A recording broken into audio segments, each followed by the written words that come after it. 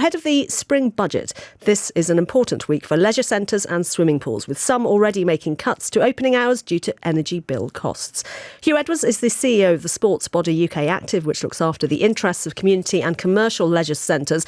Huw, morning. What's the current situation across the country for leisure centres and swimming pools particularly?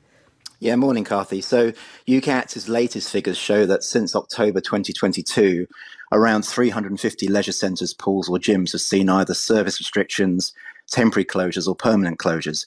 And with energy bills remaining up to 200% higher than normal, we're also projecting that 31% of council areas in England remain at risk of losing leisure facilities or reduced services from April 1 with the government's new scheme. So safeguarding parts of the sector that remain vulnerable is essential to local community assets like swimming pools staying in operation. And I suppose there's a bit of a change in culture in terms of what people are doing for sport. Swimming pools, squash courts, a lot of those have been lost, but cycling facilities, grass court football pitches, grass pitches for football, a lot of those have increased over the last few years. What's the sector looking for in this budget?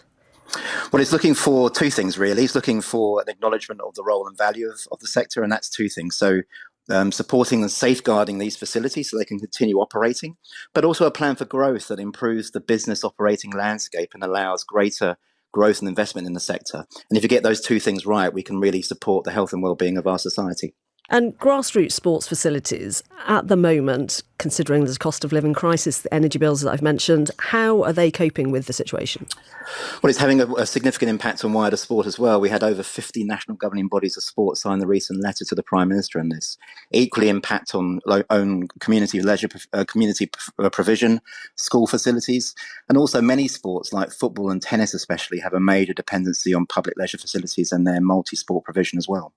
And presumably because of physical benefits from these things, over the last few years and during the pandemic and with COVID issues, mental health benefits is something that is brought into this sector now.